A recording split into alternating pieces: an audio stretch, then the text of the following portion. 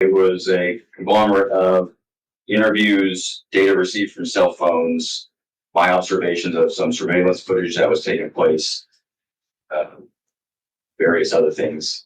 Uh, Everything that guy just said is bullshit. Thank you. Like you, be strong to hold the powers of the sun.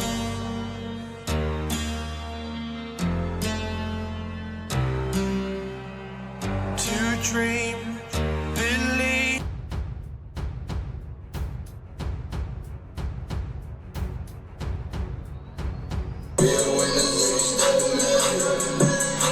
Let's listen to Pavarotti. Can I be your superhero? Hello, welcome to The Revealing. I am your host, Pavarotti, and I'm here to discuss the Idaho 4 case. And, he got out of his cage yesterday, and every time he does that, he makes a video and confuses other people and confuses himself. I don't know if he's doing it on purpose or if he's just a moron. But sometimes when he does that, it's the perfect opportunity for me to bring things to light and clarify and point out probably one of the biggest lies that law enforcement lied about in the entire investigation. And this is one I need you to put your thinking caps on for, because I'm going to show you one of the major lies that Ann Taylor pointed out in the hearing that day. And I'm going to give it clarification, and I'm going to expose something that nobody has exposed yet. And it was a major lie. In this one, though, I'm going to need you to put your thinking caps on. I'm going to try to make it as clear and concise as I possibly can so that everybody can understand this complicated subject. And by the time we're done with this video, I think you're going to have an all new perspective on how shady the investigation is into Bryan Kohberger. And then for video number 2 today, thanks to the wonderful Bubbly Waters, who has eyes like an eagle, I'm going to be exposing this entire case, the entire case of the Idaho 4. And that'll be video number 2. You're going to want to see that one because there's been some major developments uncovered by Bubbly. So first, though, we're going to get into another one of the lies, which is probably one of the key points that Ann Taylor used to obtain this Franks hearing that's coming up. And yes, no matter how much these little lawyers out there wants to say, hold on, don't say it's a Franks hearing yet, because it's not. The court has not said it. Good grief, the court doesn't have to say it. We all know it's coming. Even mainstream media knows it's coming now. So why did they get the Franks hearing? Because they proved that the prosecution, the law enforcement, lied in their affidavits. And I'm going to expose a huge one in this one. You're going to like this. So without further ado, we're going to get into it. It's a complicated subject, but I'm going to make it easy for you to understand. Let's roll.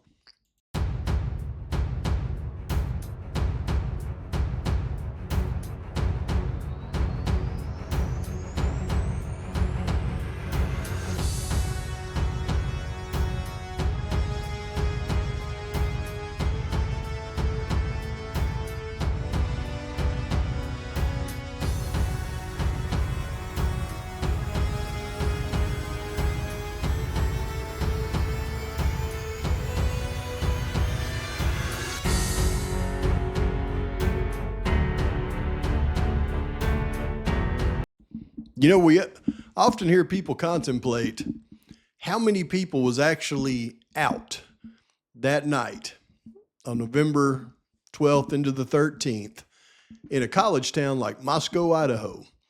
At 3 o'clock in the morning, 2, 3, 4 o'clock in the morning on a Saturday night going into Sunday morning in a college town like that, with a big football game happening that weekend. I mean, all we ever hear is people talk about, well, it would have been it would have been booming. There'd have been a lot of people out driving and doing all kinds of stuff. It's a college town. But we never hear too many people talk about the other side of the tracks. What about Washington State University, Pullman, Washington, between, say, 2 and 3 o'clock in the morning? Did you know that Washington State University's enrollment is almost, on average, 28,000 students? When where University of Idaho is only, it's less than 12,000. Washington State is almost triple the enrollment. That's almost triple the amount of people that would be out at 2 to 3 to 4 in the morning, walking, driving, having a good time in a college town. So when we start to think about the amount of vehicles that were on the road at, say, I don't know, between 2:40 and 3 o'clock in the morning, you got to understand it would be immense. There would be so many vehicles out. So I'm going to show you something that is undeniable, and I'm going to back it up with Ann Taylor's testimony. And this is the most egregious part of this entire case. If you could pick one that's the most egregious, this one I think is. And I think Ann Taylor was clear as day as she explained this point in the hearing, and I will explain why. But it turns out that we have two incidents in the Washington State University campus where the so-called investigators identified vehicles. You see, there was basically one camera that identified a vehicle, according to them, at 2:44 a.m. and 2:53 a.m. And according to them, that vehicle was heading north on Southeast Nevada Street and then back south on Southeast Nevada Street, turning on to Stadium Way, heading towards 270. And that was the only camera that they cited that they caught that vehicle on that night, leaving out of the campus. Then a totally separate incident was at 5:25 in the morning, where they caught a vehicle in, I'm sure, much better light with much better cameras, coming back to the university. First, they caught it on a video in, I believe, Johnson, and then on video traffic cameras at Bishop Boulevard, then again on that camera at Southeast Nevada Street and Stadium Way, and then about 5 other cameras leading all the way back to Bryan Kohberger's apartment. And that happened again starting at 5:25 a.m. Now, we've all heard that the investigators in the case, especially the vehicle identification specialist, did not change his identification of that Hyundai Elantra from 2011 to 13 until he reviewed video footage from WSU. And this would have been after they got back the BSIGG. And again, we'll talk about that later. But it's always been confusing to determine which footage that they actually used. Did they use the footage that would be the best footage of the return trip, where they caught him on camera about 6 different cameras in better light? Or did they use the footage from earlier in the evening when the vehicle was supposedly leaving, where they only caught him on one camera twice? Well, we now know the answer to that question. And it was absolutely the video of Bryan Kohberger returning home from his trip to Wawawai Park.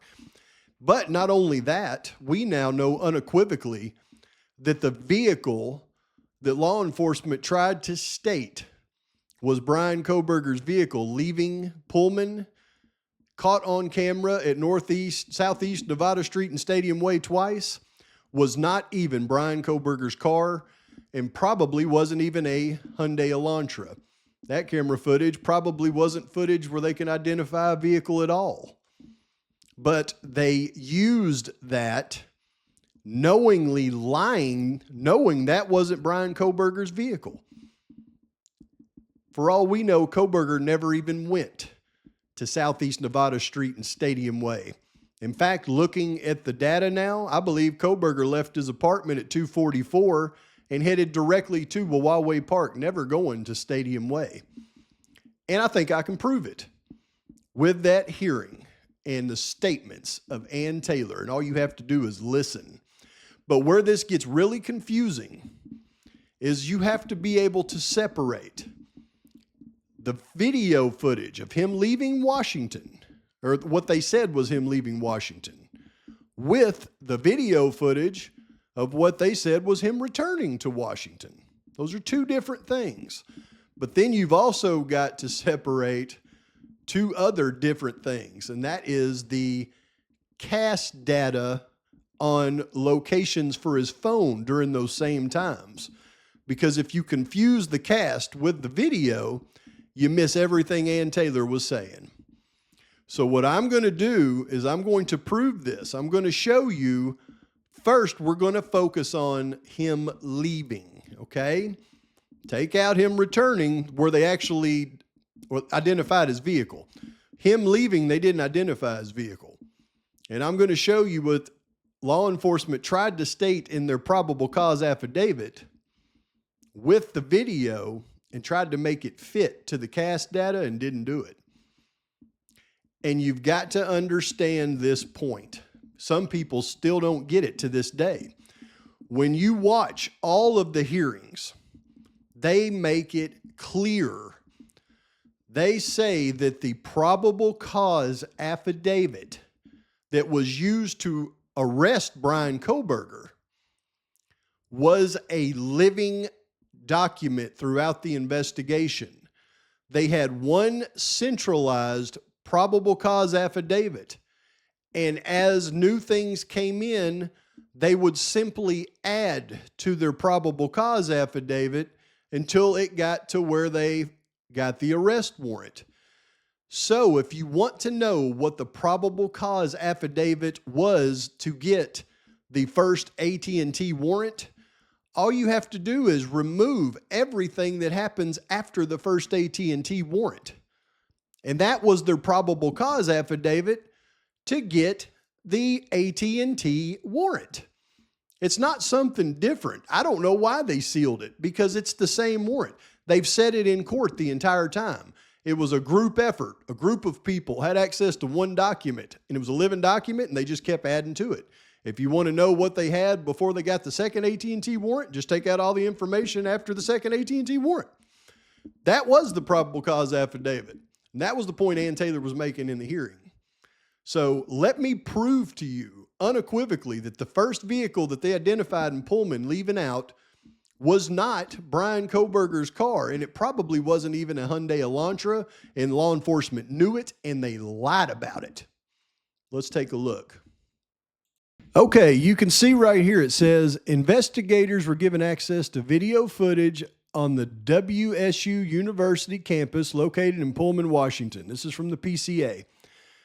A review of that video indicated that at approximately 2:44 a.m. on November 13th, a white sedan, which was consistent with the description of the white Elantra known as Suspect Vehicle 1, so not it was Suspect Vehicle 1, it was just consistent with the description, which means it was a white vehicle, was observed on WSU surveillance cameras traveling north on Southeast Nevada Street at Northeast Stadium Way.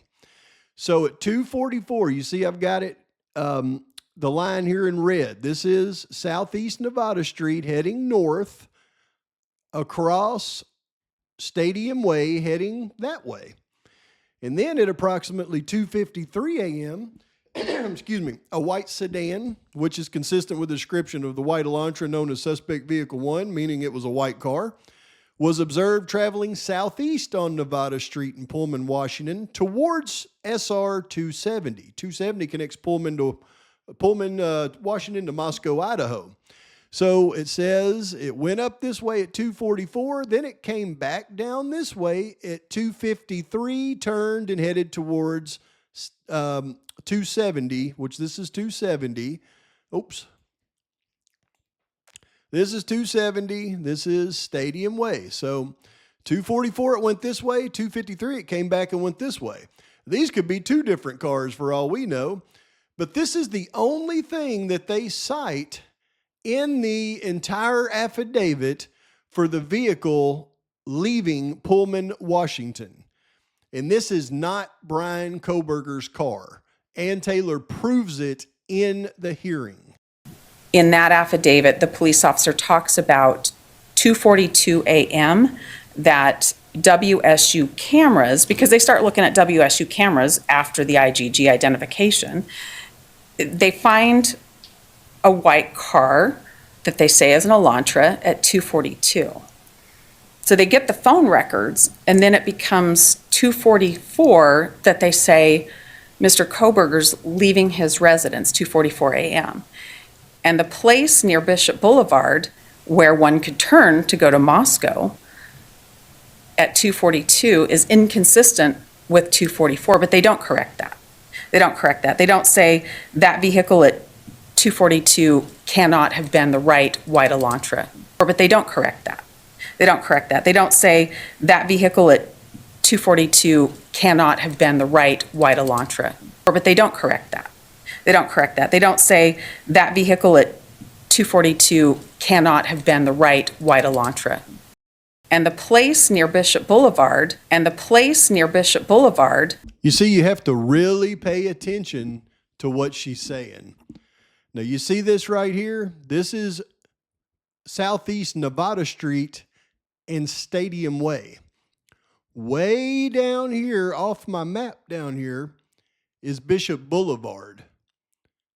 So what she's saying is, in the first affidavit, when they were obtaining the AT&T warrants, law enforcement, before they got the warrant, had a vehicle on video at Bishop Boulevard at 2:42 a.m., and they were saying that was suspect vehicle 1. But when they got the phone data, it showed Bryan Kohberger not leaving his apartment until 2:44. So they didn't correct that. They didn't say this was not his vehicle. Instead, what they did was they went through video camera footage and simply found another vehicle. And they couldn't match it up as good as they wanted to because they found that other vehicle at 2:44 a.m. when they know that's just when Kohberger was leaving his apartment. So not only was the vehicle down here at Bishop Boulevard at 2:42 not his vehicle, the vehicle up here at 2:44 that they were claiming was his on Southeast Nevada Street, those aren't his vehicles either. Neither one of those. You got to remember how many vehicles at WSU campus was out the night at 2:44 a.m. in the morning. There would have been many vehicles. All they got to do is take a shady camera footage of a white vehicle at any time, and they can call it his. So they found the closest one that would work. That's what Ann Taylor's saying, and it ultimately proves that they were lying in the affidavit. So they get the phone records, and then it becomes 2:44 that they say Mr. Kohberger's leaving his residence, 2:44 a.m. They then report the phone stops reporting to the network at 2:47 a.m. And that's not right. The phone stops reporting at 2:54 a.m. Don't get caught up in thinking 7 minutes don't matter here. We're talking about ground that can be covered in a vehicle in a short time. She said something actually profound right there. Now that we know those weren't even Kohberger's vehicles down here on the camera footage they tried to say it was on that one camera, we now know that she was taking their 247 number that they said that he stopped reporting to the network and said it was another 7 minutes. It was 2:54. But what did she also say? She said Kohberger, according to his phone data, was leaving his apartment at 2:44. So if he didn't go this way, he was heading to Wawawai Park. The most likely route for him to do that would be not even to go down here on Stadium Way. It would have been to get right on 270 going this way. And at 2:44, if he's leaving his apartment and it doesn't go off the digital map until 2:54, that's 10 minutes from his apartment. So where before I had him going off the network right here, that means he would actually have another 3 minutes, which means he's more than likely going off the network way down here, even closer to Wawawai Park. This case is over, ladies and gentlemen. I mean, over altogether. When you really listen to what she says, this thing is over. This is how bad law enforcement lied. And the camera footage that got him was not that camera. The camera footage that got him was when he was coming back from Wawawai Park to Pullman that morning. And he probably got out of there because of that hit and run right in front of his apartment with 35 cops out there making a lot of noise. It'd make me want to get out of there as well. But let's look at how many cameras caught him on the way back. And we know those are the ones they used to identify his vehicle, because that actually was his vehicle. Now, how did they identify his vehicle really? It was from this. At approximately 5:25 a.m., a white sedan, which was consistent with the description of suspect vehicle 1, was observed on 5 cameras in Pullman, Washington. The first camera was recorded the white sedan was at 1300 Johnson Road in Pullman. And then you had north on Bishop Boulevard got him at 270. And then you had northbound on Stadium Way and Nevada Street again, Stadium Way and Grimes Way, Stadium Drive at Wilson Road, and Stadium Way at Cougar Way. So coming back, they had him almost at daylight with 1, 2, 3, 4, 5, really 6 cameras. Was he 1, 2, 3, 4, 5, 6? So it looks like 7 cameras. Johnson, Bishop, Stadium Way, that's 3. Stadium Way at Grimes Way is 4. Stadium Drive at Wilson Road's 5. Stadium Way at Cougar Way, that's 6 cameras. So the 6 cameras they caught him on would be Johnson right here coming in, then Bishop Boulevard right here. And you can see it just goes in a straight line up here to Northeast Stadium Way, and then boom, boom, boom, his apartment. So obviously what they caught was almost proven now 100%. Kohberger leaves his apartment at 2:44. He goes off the network right here at 2:54, goes to Wawawai Park, hangs out for a little bit, and then drives back down here to Colton and then back up. And as he comes into Johnson right here, they get him on cameras going to his apartment. Here's Kohberger's night. Moscow is way over here with all that crap taking place. This is a travesty, and this travesty is coming to an end now. And when I say this thing is game over, folks, I mean this thing is game over. And the gauge that I use to determine where we're at in something is, Howard Bloom. And when he starts getting hammered by Nancy Grace, we know we're seeing the end of the rainbow. Bloom, wait a minute.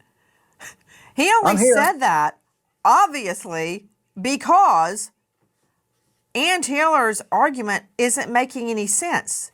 She is saying, I guess, jumping on your train, that 2 unknown mystery men either helped or framed Bryan Kohberger. He's saying it just like I said it. Is that what you're saying? Just like when I said, what's next? Little green men from Mars beamed down and helped out. He is trying to get his mind around the defense claim. Are you saying that 2 men helped Kohberger? That this is a big murder conspiracy? Either helped him commit the murder or tried to frame him? See, I told you, once Nancy Grace starts hammering Howard Bloom, you know it's getting close to the end because, like I've said many times, old Howard Bloom, you see, he's been with his toe in the water since the beginning of this thing, and he gauges the tides pretty well, and he rides the tides.